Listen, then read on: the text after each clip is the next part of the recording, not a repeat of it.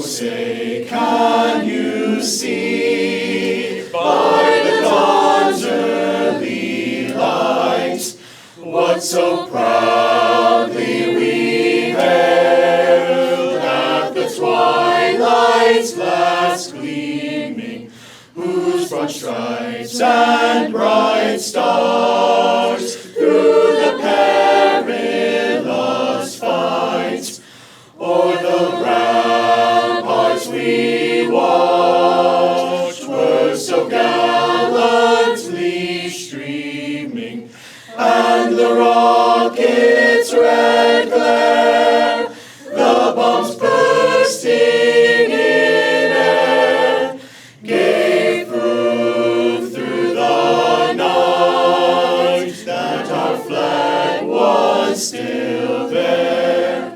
Oh, say does that star-spangled banner yet wave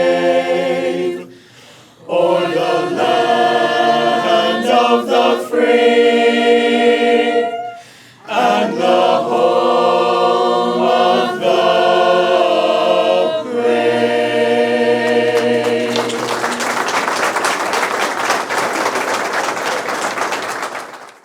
It's a great day to be here to look at the progress we've made and think about the progress we're about to make. So without further ado, I'd like to introduce Gordon Smith, Superintendent of Schools.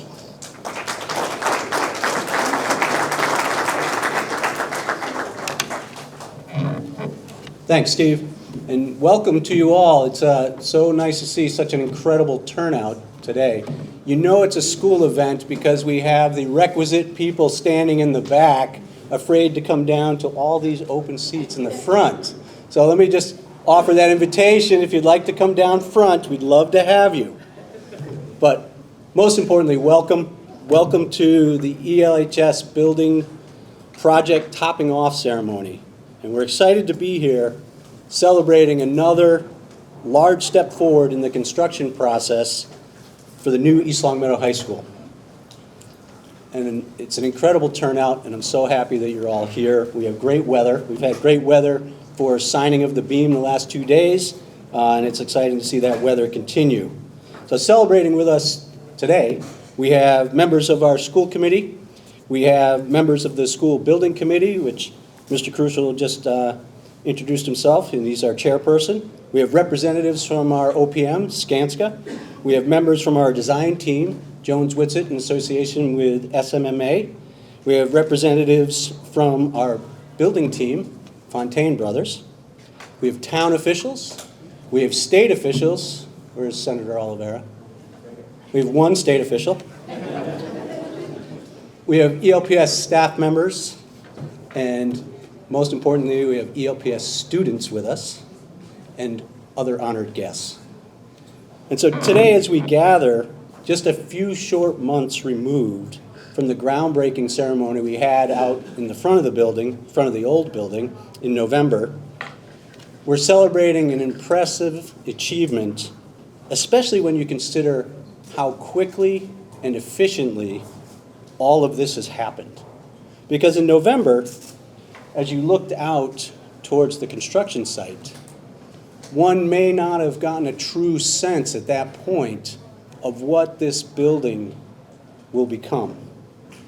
But now, as the steel framing is complete and you look out, you have a true sense of what the completion of this project will do for the town of East Longmeadow, and you have a growing sense of pride and excitement about the future.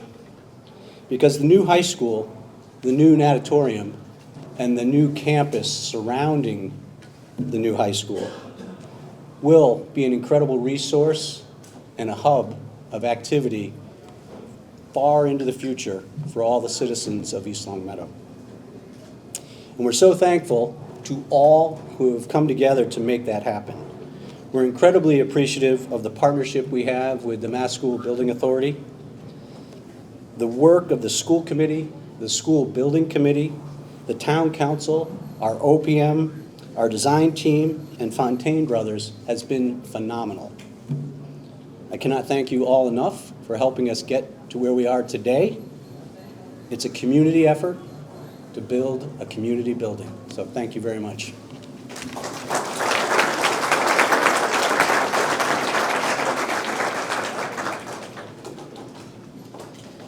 Thank you, Gordon. And I would also like to echo, as I'm sure many people in this room know, it has been an arduous process to get here. And we wouldn't have made it without the support of some of our elected officials. And to that end, I would like to introduce Jake Oliveira, State Senator for the Commonwealth of Massachusetts.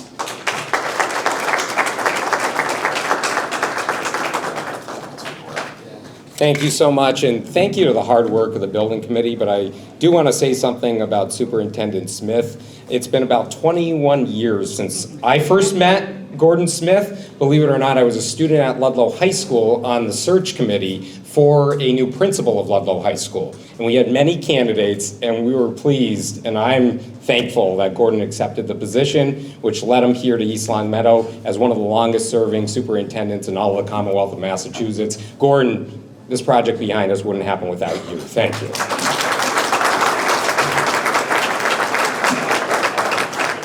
To the building committee, thank you for volunteering so much of your time to make projects like this possible. Without the dedicated volunteers that we have in our communities, projects like this don't happen. So we want to thank all the volunteers who volunteered to be part of the building committee, and then a special thanks to our elected officials locally here, to our town councilors, to our school committee members. Those are very thankless jobs. And thank you for giving your service back to your community so projects like this can happen. Thank you so much for all your support. And to my two colleagues who are on the agenda but couldn't be here today, State Representative Brian Nash and State Representative Angelo Pupolo, two of the longest serving members of the legislature. The House was called into session today, and so they weren't able to be there. The Senate is in session, but we can still do it remotely from our phones. The House cannot. And hopefully for our town councilors, our school committee members, and any boards or commissions, the legislature makes permanent the ability to participate remotely or in a hybrid fashion in public meetings, because we know it's about access within our communities. We're hoping for that. Both of them wanted to send their best wishes on this project. As two individuals who have represented this community for 2 decades, they saw the need. They've been in this high school. They've walked around the buckets as the leaks were falling in. They understand that the community's investment in their future, the future generations of children within this district, need to be paved by a building that meets 21st century learning needs. And that's exactly what the building does behind us. You know, I always ask, and people don't know this, when a project like this occurs, there's a lot of local investment, and we've thanked a lot of people around the room, including the builders, Fontaine Brothers, the architect, the building committee, the local elected officials. But I want to extend a sincere debt of gratitude to the voters here in East Longmeadow for investing in this project behind us. You showed up at the polls, you put your money where your mouth is, and you made this project possible. Thank you to the people of East Longmeadow for always being there and standing up for public education. And that leads me to the state's contribution to this project here today. So all of us, when we go out to, whether we're going and buying a piece of furniture or a car or an electronic, we all pay that 6.25% sales tax to the Commonwealth of Massachusetts. The Massachusetts School Building Authority is funded by 1 penny of that sales tax. And the voters of East Longmeadow put their investment locally into this project, but they also reap the benefits of what East Longmeadow residents pay in their tax that they pay for any type of purchase that they make. And so that 1 penny is coming back here to East Longmeadow. It is being invested in through the Massachusetts School Building Authority to make this project happen. You know, Hubert Humphrey, which is probably a name that's kind of lost to history, but he ran for president in 1968 against Richard Nixon. And he always had a credo that he used to tell groups a lot. He said the moral test of government is how it treats those that are in the dawn of life, the children, those that are in the twilight of life, the seniors, and those that are the poor, the sick, and the needy. East Longmeadow, with investing in this project behind us, is investing in that moral test of government. how it treats future generations. But it's not just about the kids that are going to be attending school in that building. It's also about schools being community centers. It's where we have public meetings. It's where we have conversations. It's where we have discussions. What we're building behind us isn't just about the children, it's about this entire community. So on behalf of the Commonwealth of Massachusetts, on behalf of my colleagues in the legislature, thank you to the town of East Longmeadow, and it's exciting to play a small part in today's capping off ceremony. Thanks again.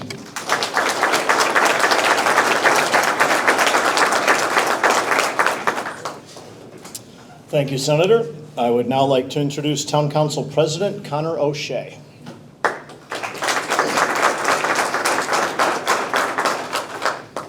Thank you.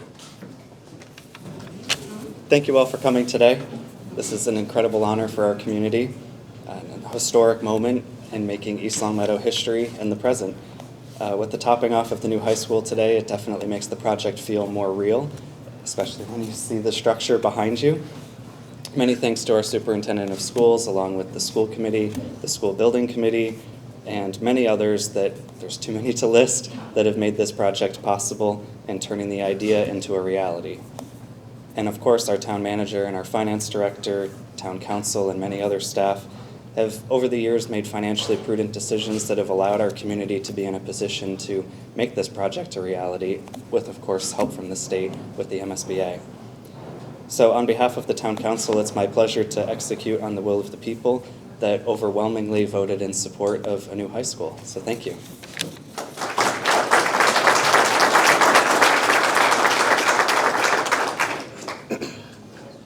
Thank you, Connor.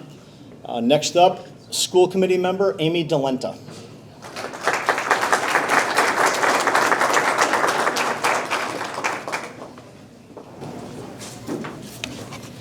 Good afternoon, everyone. Welcome on behalf of the school committee. It's an honor to stand before you today as we mark this exciting milestone in the construction of our new East Longmeadow High School. This ceremony is more than just placing the final beam. It's a symbol of progress, a bright future for our students, and our commitment to the education of students in this community. First and foremost, I want to extend my deepest gratitude to everyone who has made this project possible, to our town officials, the MSBA, the building committee, our architects, legislators, engineers, construction teams, and beyond. Thank you so much for your dedication and expertise. To my fellow school committee members, our superintendent, educators, and staff, your vision and advocacy for our students has been instrumental in getting us here. And of course, to the families and residents of East Longmeadow, thank you for your support and investment in our schools. This new high school represents more than just bricks and mortar. It is a promise to our students that they will have a learning environment that inspires, challenges, and prepares them for the future. It is a space where generations of students will discover their passions, build lifelong friendships, and develop the skills they need to succeed. The new ELHS is the future and the foundation of East Longmeadow. Thank you.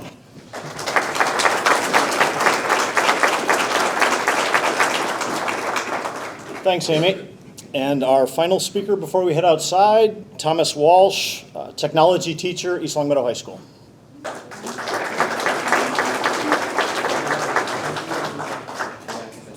Thank you. Nice to meet you. Likewise. Folks, hi. I'm teaching the technology, introduction to engineering design for 2 classes this year. I also am teaching the economics course. It's a half-year course in which I also have 2 classes. And folks, what's provided in the background is a lot of valuable information I can pass on to the students, and therefore they can get a better appreciation rather than just, opening up a book or taking a look on a screen. We've been able to take a walk outside, and we've been able to take advantage of the availability and the cooperation from Fontaine Brothers, from our architectural firms, for these students who first, they're going to be benefiting in 2 years, such as the students I have in the back, 2 years down the road, but it's also eye-opening for a lot of our students to see what's going on. We talked about in November, what's going on, and amazingly how quickly it's going on. And to understand You know, the fact that you got those beams with the base plates stuck on, screw them in, and there you go. And you have, as our expert has indicated, you have 3,000 of those accounted for. And lo and behold, November, we're in February. Geez, almighty, I think we may be able to enter the school this coming September instead of next September. We'll see. We'll see about that. But again, we appreciate it. I had students early when they came into school, a whole new look to it, and we're walking around the campus, the back of the campus, before the fences went up, and we had a good appreciation of what's going on. Now, for the sake of security, we're looking from behind the fences. And in doing so, thank you again for Fontaine Brothers for having the employees come up to the fence and explain to us what's going on, making it real. You know, sure, we talk about the project management, we talk about construction materials, we talk about the penny in my economics class, as well as the extra money that the people here in town are paying for the school. But it comes to real life for these students as they look forward to either this September or next September moving into the new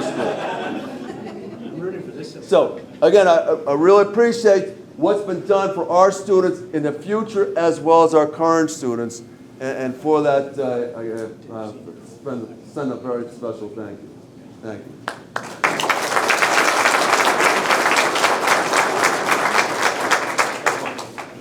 Thank you very much, Tom. So that concludes our speaking part of the program. So our next move is to head outside and watch these guys pick up a piece of steel. Before we go out, and only because Tom was mentioning all the ancillary benefits of a project like this for the community, and you know how the weather has been we've been so fortunate to have such good weather. The progress has been amazing. I just thought I would share with the room while we're here. I was talking to Mr. Fontaine earlier, and I just wanted to remind him there is no penalty for finishing early.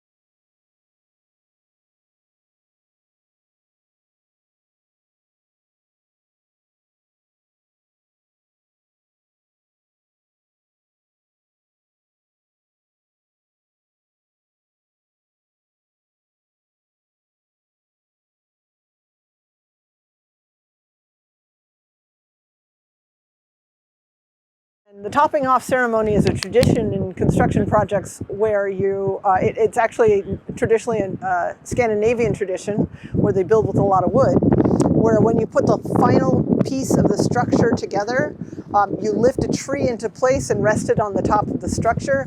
And that tradition is a way of celebrating a really critical milestone of the project, but also a way to celebrate and thank the tradespeople who work to help get you to that point. So it's really traditionally a real sort of overall project celebration, but also a recognition of the sweat and tears and labor that got you there and will get you to the end of the job.